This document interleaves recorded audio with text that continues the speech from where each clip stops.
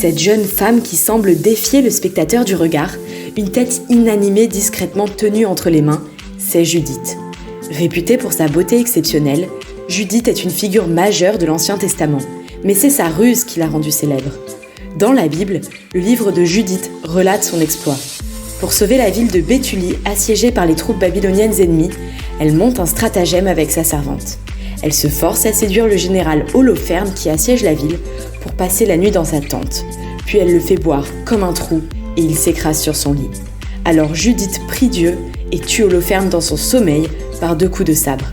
Le texte dit « Puis s'approchant de la couche, elle saisit la chevelure de l'homme et dit « Rends-moi forte en ce jour, Seigneur, Dieu d'Israël. » Par 2 fois, elle le frappa au cou, de toute sa force, et détacha sa tête. Encore une killeuse. Sa servante récupère la tête et Judith la brandit triomphante devant les habitants, en affirmant que c'est grâce à Dieu qu'elle a pu accomplir cet acte libérateur.